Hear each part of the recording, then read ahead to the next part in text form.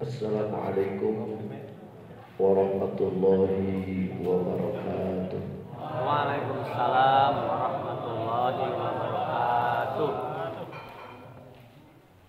A'udzu billahi minasyaitonir rajim. Bismillahirrahmanirrahim. Hamdan liman qala fi kitabihil karim. Subhanalladzi asra bi'abdihi laila.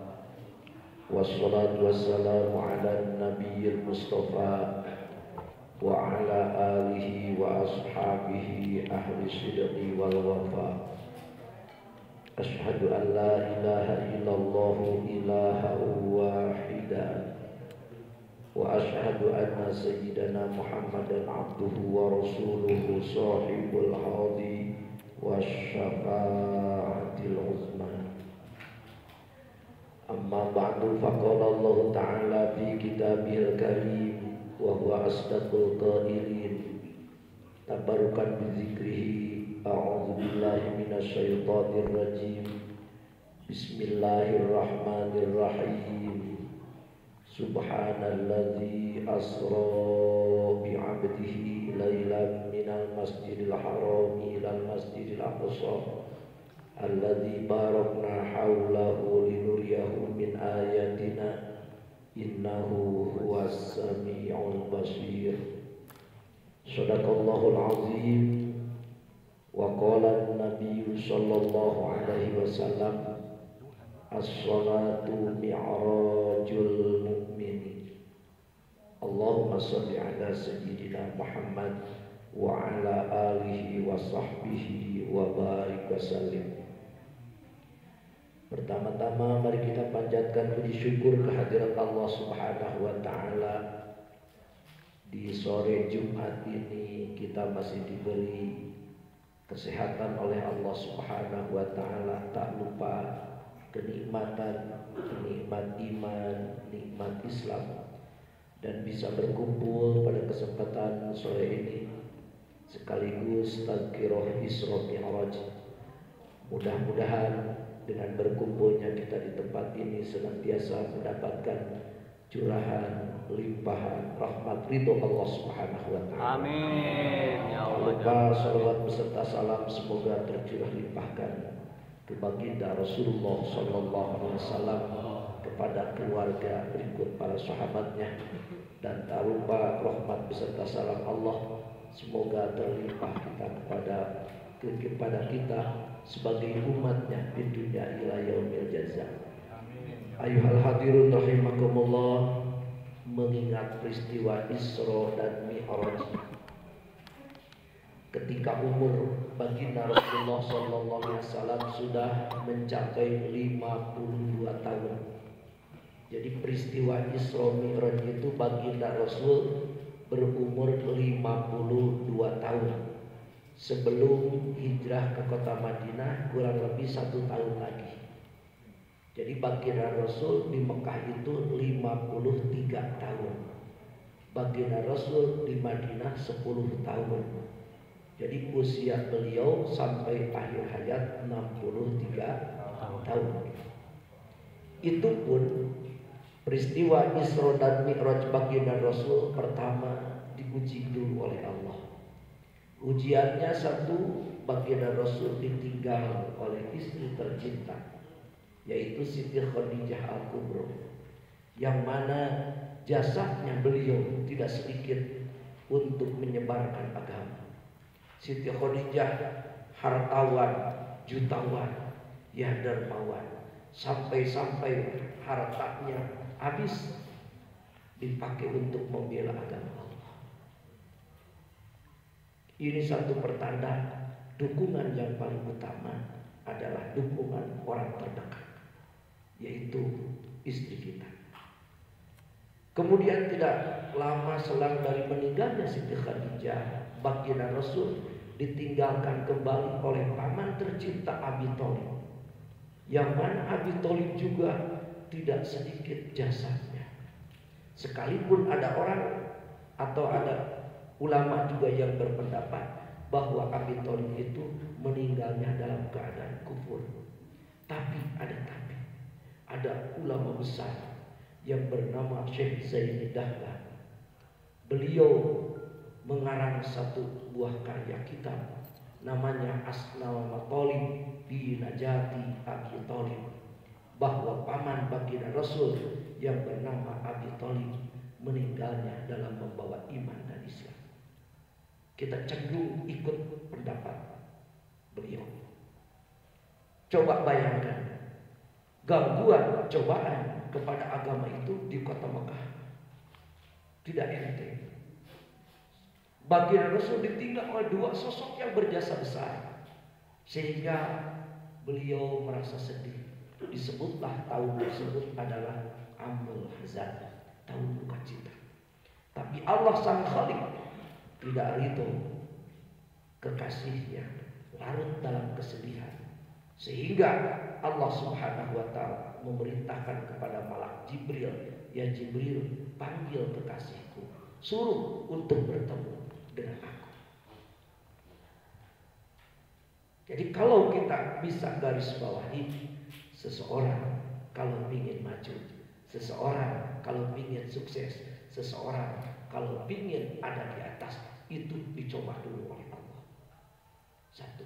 Kemudian yang kedua, baginda Rasul ketika mau dipanggil oleh Allah, tidak begitu datang malak Jibril langsung dipanggil, tidak. Rasulullah dibersihkan dulu.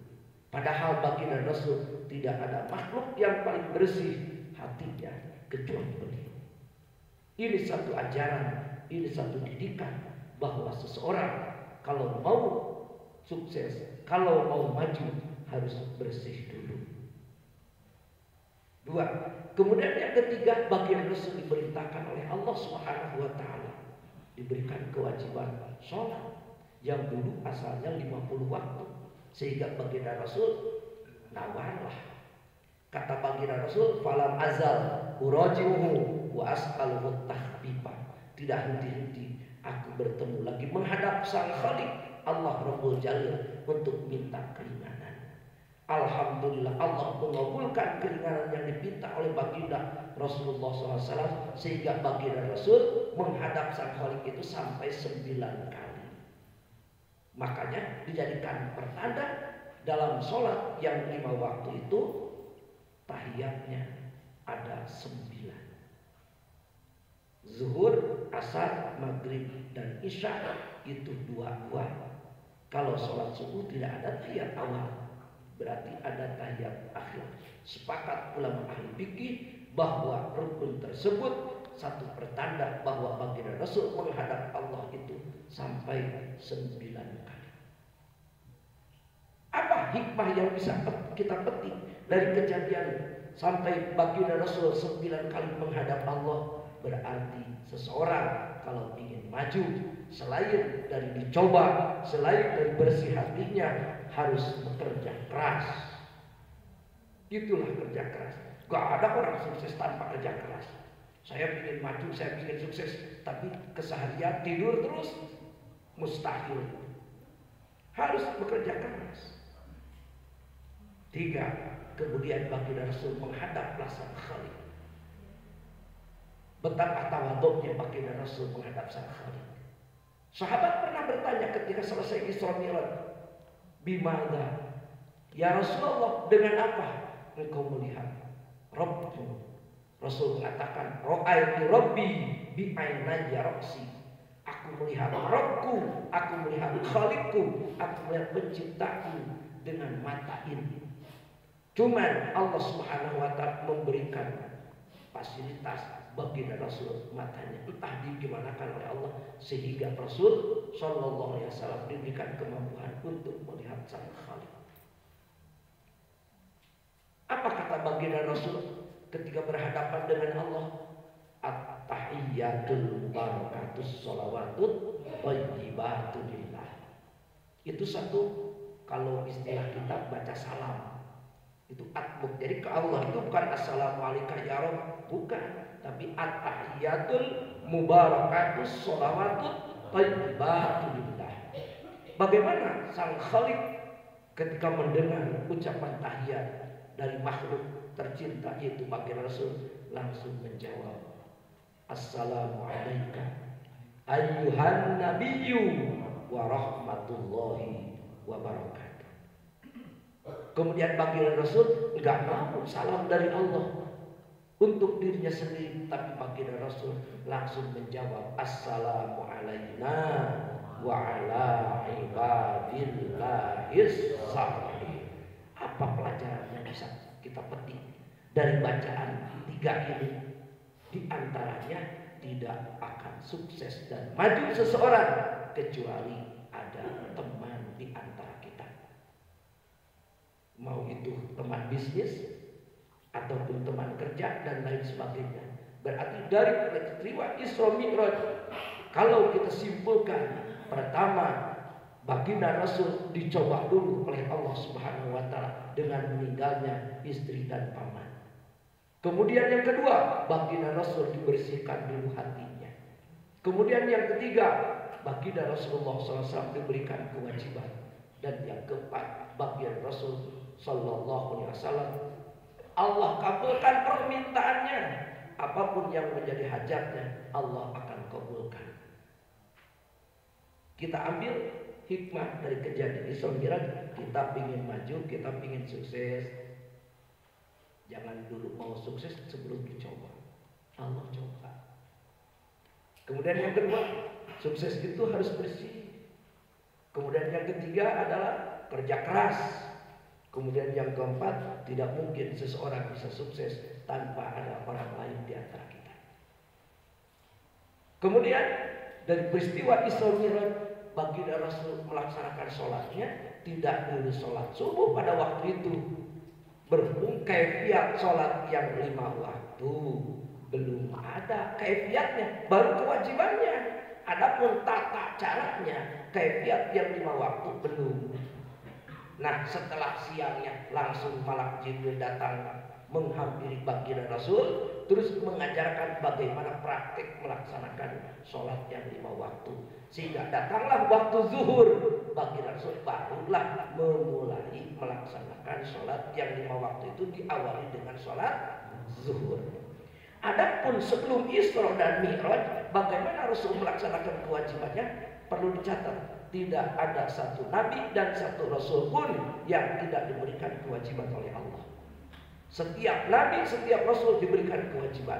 Adapun yang 5 waktu itu setelah kejadian Isra, maksudnya yang wajibnya ya, yang wajibnya. Adapun yang sunatnya, duha sudah ada, istikharah sudah ada, tahajud sudah ada. Makanya baginda Rasulullah SAW melaksanakan sholat yang pertama kali itu adalah sholat zuhur. Sholat itu tidak bisa dikurangi, apalagi ditambah mentang-mentang kita ini bulan muda, badan kita lagi sehat, istri kita lagi sehat, anak dan keluarga kita lagi sehat, hitung-hitung sambil olahraga, ditambah saja sholat subuh 2 itu jadi 4, tidak bisa. Tidak bisa. Bahkan di zaman Abu Bakar Siddiq, setelah baginda Rasul meninggal dunia, ayuhal hadir, ada seseorang meninggal dunia. Ketika disolatkan oleh Abu Bakar Siddiq, baru takbir yang pertama, si mayit bergerak. Coba bayangin, kalau saja kejadian itu pas di kita. Dan lamun urang mah jika lamun disolatkan mayit gerak lompat. Pada waktu Abu Bakar Siddiq melaksanakan sholat jenazah, baru takbir yang pertama Allahu Akbar, si mayit bergerak. Sehingga yang di belakang Abu Bakar Siddiq sampai hampir-hampir batal sholatnya. Kan ini satu didikan dalam Islam, sekalipun sholat sunat tidak boleh dibatalkan. Sampailah selesai takbir yang keempat. Setelah takbir yang keempat dilaksanakan, sahabat yang di belakang yang menjadi makmum untuk sholat jenazah langsung mengambil ke depan. Ya Amirul Mukminin, kenapa mayitnya bergerak? Kenapa mayitnya bergerak? Abu Bakar Siddiq juga tercengang. Entah apa. Kata Abu Bakar Siddiq, yuk kita buka bareng-bareng, yuk kita buka rame-rame. Dibukalah kain kafannya. Ternyata setelah dibuka, mayit yang meninggal dunia tadi itu berubah wujud jadi babi hitam. Jadi babi hitam. Sehingga tercenganglah semua para sahabat. Ya Amirul Mukminin, kan tadi jelas yang meninggal itu si fulan. Kok Kok sekarang yang dikafanin itu jadi babi hitam? Apa sih? Abu Bakar Siddiq langsung menghampiri keluarganya. Hei keluarga-keluarga yang meninggal dunia, ini keluarganya, apa dosa orang yang meninggal sehingga berubah wujudnya jadi babi hitam? Keluarganya dengan rasa malu mengatakan ke Abu Bakar Siddiq radhiyallahu anhu, ya Amirul Mukminin, hei Amirul Mukminin, keluarga yang meninggal dunia itu dia jarang melaksanakan sholat yang 5 waktu. Jadi di zaman dulu, di zaman Rasul dan di zaman sahabat, kalau seseorang meninggal, dia lantas sering meninggalkan sholat yang 5 waktu, itu seketika berubah. Dan jika dalam di zaman kurang ayeuna nu maot model itu robah, moal aya jelema teu salat sieun berangkat. Sieun jadi bagong hidup. Itu di zaman baginda di zaman Sayyidina Abu Bakar Siddiq radhiyallahu anhu. Kemudian sebelum jauh-jauh hari sebelum Rasulullah lahir, Nabi Isa alaihissalam, Nabi Isa itu kan sering melanglang buana Nabi Isa. Ketika Nabi Isa melewati satu perkampungan, kelihatanlah perkampungan tersebut hijau rano, airnya mengalir, kelihatannya adem ayem tentram. Ini satu kampung. Entah selang berapa lama Nabi Isa lewat lagi ke kampung tersebut, aneh. Yang tadinya air mengalir sekarang kering. Yang tadinya hijau rano sekarang kering. Nabi Isa langsung bermunajat kepada Allah, ya Rabbi, apa dosa yang dilaksanakan oleh kampung ini? Ditanyalah Allah Subhanahu wa taala mengutus malaikat Jibril, ya Jibril, sampaikan kepada Isa, tidak ada dosa yang dilaksanakan oleh kampung tersebut. Cuman satu, ada orang lewat ke situ, orang tersebut tidak sholat, lantas dia mencuci mukanya, seketika itu air menjadi kering. Rumput-rumput menjadi kering. Makanya jangan punya beranggapan saya yang tidak sholat tidak merugikan orang lain. Cek saha lur, merugikan orang lain. Pagujudna usaha masyarakat saya sekarang alatan di nomor daya dalam adu daya sholat nutu sholat. Bahkan Syekh Nawawi Tanara Al-Bantani, barang siapa yang meninggalkan sholat satu kali, tidak ada udur bangsa sani, mau itu laki atau mau perempuan, mau itu muda ataupun tua, Allah akan menurunkan siksa ke orang tersebut kelak di yaumul kiamat. Satu kali tinggal sholat itu 7 tahun disiksa. Satu kali tidak sholat 7 tahun kalau tidak ada uzur. Makanya kewajiban sholat lain dengan puasa. Satu, kewajiban sholat itu perintahnya cukup kalau puasa, cukup kalau haji, cukup kalau zakat. Allah mengutus malaikat Jibril. Tapi ketika perintah sholat, Allah tidak mengutus malaikat Jibril, langsung baginda Rasul dipanggil. Satu. Kemudian yang kedua, seseorang melaksanakan ibadah puasa dikala ada udzur, mau bepergian kemana, dibolehkan untuk berbuka. Tapi untuk melaksanakan sholat, sekalipun dia mau bepergian, tidak diperkenankan untuk meninggalkan sholat. Untuk disugan da anjeun mereka Jakarta, kena itu sholat oge. Henteu. Anak pun saum mah kenging dibatalkeun mah gampang teh teuing. Anak pun ngalaksanakeun tetepan teu tiasa. Kecuali anak keur sholat itu adalah di jamaah. Itu pun harus memenuhi syarat. Jamaah. Mau itu jamaah takhir ataupun jamaah takdim ataupun qasar. Makanya kewajiban sholat yang 5 waktu itu jangan dianggap sepele. Tapi baginda Rasulullah SAW sudah jauh-jauh hari mengatakan akan datang satu masa kepada umatku yang mana di masa tersebut banyak orang yang mengkolektifkan tinggal sholat. Makanya ayuhal hadirun rahimakumullah, di kesempatan kali ini saya berpesan, dimanapun kita berada, bagaimanapun kondisi kita, sekalipun kita pakai baju kotor, asal jangan najis saja. Kotor belum tentu najis. Silahkan laksanakan sholat. Da urang mah cenah ngalaksanakeun salat teh fardu hukum geus sudah uyuhan sakitu. Geus alhamdulillah can bisa husu cenah heuda irah arek husu da urang mah kitu husu. Keur ngelas urang ingat lohor buru salat eta keur salat ingat we kana mesin can dipareuma teu pikat keur salat teu bubu gancang teu bubu beres salat mah geus dipareuma.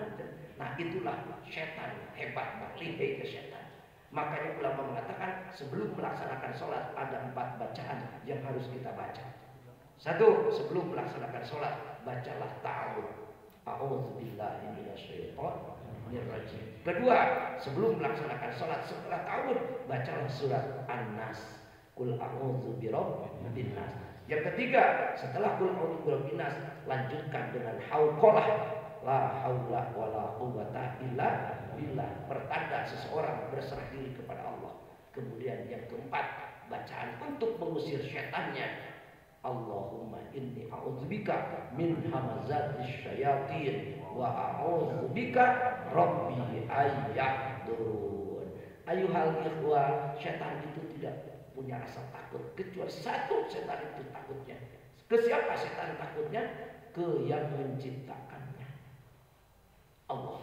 Makanya sebutlah nama Allah sebanyak mungkin. Sebutlah nama Allah di dalam hati ketika mau melaksanakan sholat. Niscaya gangguan setan itu sudah tidak ada. Pan urang cenah babatur anu sok ngaganggu dengan keur sholat na eta minal jinnati wan nas, setan manusana eta. Urang keur sholat kayak ditoel pan keur sholat. Malah keur sholat di harewosa. Waswis Kupuru atuh kupuru sholat teh. Pada sakedeung di kopi itu panas, itu sakedeung panas. Atuh urang teh. Deuh, tiga sholat teh tiga aturan gitu. Itu teh kode. Allah Rabbul Karim. Jadi kesimpulan peristiwa Isra Mi'raj itu baginda Rasul ketika berusia 52 tahun.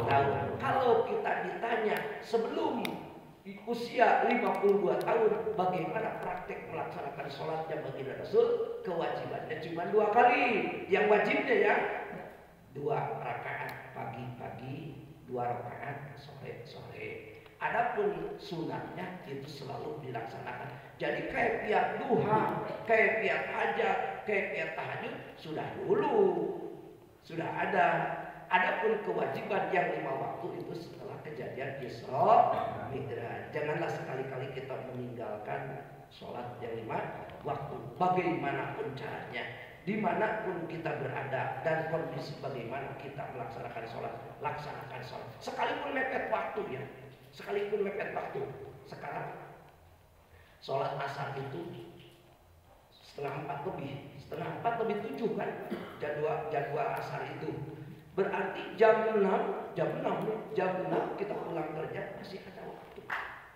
Kan udah mepet waktu. Hampir setengah 7 kan kita maghrib sekarang. Hampir setengah. Jadi jam 6 itu masih ada. Sekalipun mepet waktu. Setelah sholat 1 rakaat usolli fardhu asri. 4 rakaat mustaqbilan qiblat ada nilai Allahu akbar. Selesailah Fatihah terus surat selesai terus ruku itidah terus sujud. Setelah sujud kita langsung naik lagi, baru 1 rakaat terdengarlah misalkan suara azan maghrib sudah kedengaran, ada teruskan sholatnya apa? Kodok? Enggak kodok, ada terus sholat, jangan dirubah. Nah setelah sholat asar teruskan sholat maghrib. Urang maghrib cernya sholat aina ke sholat eta getol sholat tapi kan naon agul cuk urang hayang naon teu anjeun naon urang sholat 2 kali. Sholat naon? Sholat asar jeung sholat maghrib di jamaah lain atuh aja sholat asar jam 6 langkung ai beres rakaat bedug maghrib sami eta ada. Jadi apa yang dimaksud dengan ada? Kullu sholatin tuf'alu fi waqtiha bahwa adapun setiap sholat yang dilaksanakan pada waktu sekalipun 1 rakaat itu tetap ada. Wa kullu sholatin tuf'alu fi ghairi waqtiha bahwa qadha'un. Sholat yang dilaksanakan di luar waktunya itu adalah qadha'. Makanya ulama berpendapat barang siapa yang waktu yang sudah kelewat, sering meninggalkan sholat secara sengaja, laksanakan sholat qadha. Bagaimana caranya melaksanakan sholat qadha? 2 kali berarti. Kita sholat zuhur ini pada waktu ini, setelah zuhur, wiridan dan lain sebagainya, terus kita melaksanakan sholat qadha zuhur. Usolli fardhu zuhri, usolli fardhu zuhri 4 rakaat mustaqbil qiblati qadhaan lillahi ta'ala. Selesai. Asar nanti sholat asar. Setelah sholat asar kita laksanakan lagi sholat qadha asar. Kita misalkan sering meninggalkan sholat, teu aya hamburanna sholat, teu aya hamburan. Bahkan Imam Syafi'i, Imam Maliki, Imam Hanafi, Imam Hambal berpendapat, barang siapa yang meninggalkan sholat terus dia meninggal dunia, tidak usah diqadha, tidak usah dipidah, silahkan tanggung jawab di yaumul qiyamah menghadap Allah. Itu terlalu sadis ya sebenarnya. Tapi ada pendapat satu ulama besar, barang siapa yang meninggalkan sholat lantas dia meninggal dunia, diganti saja dengan fidyah. Itu juga mudah-mudahan. Eta teh karena mudah-mudahan jangan sholat anu entos dikantunkeun anak katutup ku fidyah. Pedah fidyah teh kalebetkeun al hasanah. Rasul mengatakan innal hasanat yudhibnas sayyi'at. Satu kebajikan itu bisa menghapus kejelekan. Tapi mudah-mudahan. Makanya jangan sekali-kali meninggalkan sholat yang 5 waktu. Satu. Kemudian yang kedua, bukan hanya sekedar sholat yang 5 waktu kita laksanakan, qobliyah dan ba'diyahnya coba laksanakan. Belajarlah dari sekarang. Ibda' bin nafsi. Awali dengan diri kita. Apa sebabnya? Mending kalau sholat kita sempurna, sholat fardunya. Bagaimana kalau sholat fardunya tidak sempurna? Sehingga dengan apa kita menambal fardu? Dengan sunat. Jadi menambal sholat fardu itu dengan sholat. Bahkan Rasul mengatakan ada satu sholat sunat yang dijamin Allah dan Rasulnya, yaitu sholat sunat sebelum subuh. Jadi qobliyah subuh. Tidak ada qobliyah yang sehebat qobliyah subuh. Bukannya yang lain tidak hebat itu juga. Tapi qobliyah subuh sekalipun 2 rakaat khairun minad dunya wa ma fiha, lebih bagus ketimbang dunia dan seisinya. Kaifiatnya, yuk kita praktek, belajar sama-sama. Renungkan, masukkan ke hati, kita besok praktekkan. 1. Niatnya usolli sunnatan qobliyatas subhi raka'ataini lillahi ta'ala. Allahu akbar. Setelah baca Al-Fatihah terus baca suratnya 2. 1 rakaat itu 2. Pertama, setelah Fatihah alam nasyrah sampai selesai. Masa tidak hafal alam nasyrah? Ulang bicara hafal alam nasyrah. Nya sampai selesai. Setelah alam nasrah barulah surat Al-Kafir. 1. Kemudian rakaat yang kedua baca setelah Fatihah alam taro kaifa fa'ala rabbuka bi ashabil fil. Nah setelah itu baca surat Al-Ikhlas.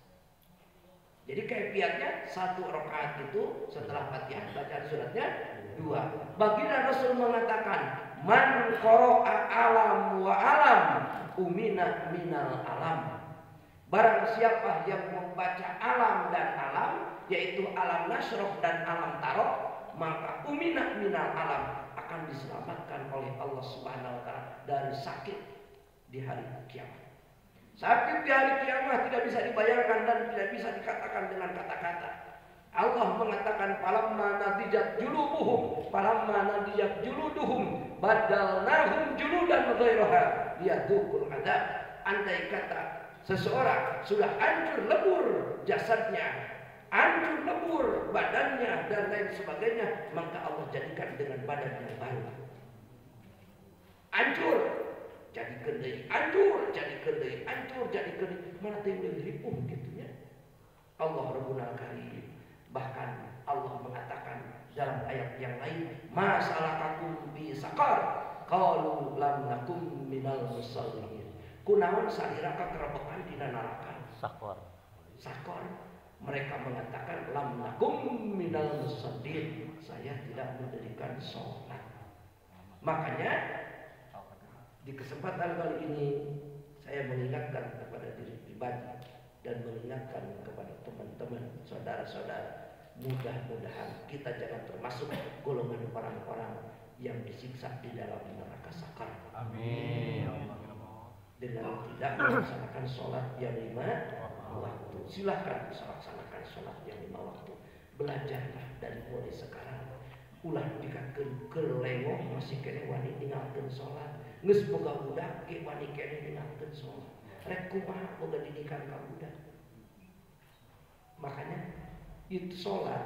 As-sholatu wuslatun baina abdi wa rabbi. Sholat itu adalah media komunikasi. Jadi kalau istilah kita punya HP Allahu Akbar, itu adalah nada dering pembuka. Halo. Itulah ketika seseorang mengucapkan Bismillahirrahmanirrahim, Alhamdulillahirabbil alamin. Allah berkata, kata Allah, hamdani abdi ar-rahmanir-rahim atna alayya abdi. Itu jadi kita itu di dalam melaksanakan sholat yang 5 waktu itu seolah-olah kita lagi ngobrol dengan Allah Subhanahu wa ta'ala. Mudah-mudahan kita dijadikan orang-orang termasuk ahli ibadah. Amin. Ahli sholat yang 5 waktu. Amin. Bukan hanya sholat yang 5 waktu, tapi kita bisa melaksanakan sunnahnya. Amin ya Allah ya Rabbal alamin. Dengan memperingati Isra Mi'raj pada kesempatan kali ini di penghujung, kebetulan hari ini Jumat terakhir ya, Jumat penghujung bulan Rajab. Jumat yang akan datang kita sudah mulai masuk bulan Sya'ban. Jadi ada 3 bulan, 1 Rajab, 2 Sya'ban, kemudian yang ketiga Ramadan. Apa sih istimewanya bulan Rajab? Sebab di bulan Rajab ada satu peristiwa yang agung, yaitu Isra dan Mi'raj. Apa sih keistimewaan bulan Sya'ban? Di bulan Sya'ban itu ada malam nisfus Sya'ban. Apa sih keutamaan bulan Ramadan? Nah, keutamaan bulan Ramadan 2. 1, di bulan Ramadan bulan turunnya Al-Quran. Kemudian di bulan Ramadan ada Lailatul Qadar. Lailatul Qadar tidak ada di bulan-bulan yang lain, adanya di bulan Ramadan. Kita sudah tahu Lailatul Qadri khairum min alfi syahr. Lailatul Qadar itu lebih bagus ketimbang 1000 bulan. Makanya doanya Allahumma barik lana fi Rajab wa Sya'ban wa ballighna Ramadan. Ya Allah, berkahi aku pada bulan Rajab dan berkahi aku pada bulan Sya'ban, sampaikan aku pada bulan Ramadan. Hanya tinggal itu beberapa hari lagi kita di penghujung bulan Rajab, full kita untuk melaksanakan bulan Sya'ban. Kurang lebih 40 hari lagi kita menjelang bulan Ramadan. Mudah-mudahan Allah panjangkan umur kita. Amin. Mudah-mudahan Allah sehatkan badan kita. Amin. Dan mudah-mudahan Allah solehkan keluarga kita. Amin ya Allah. Saya sampaikan khutbah sofa wa da'ma qadar billahi taufiq wal hidayah wa ridho wal inayah. Assalamualaikum warahmatullahi wabarakatuh.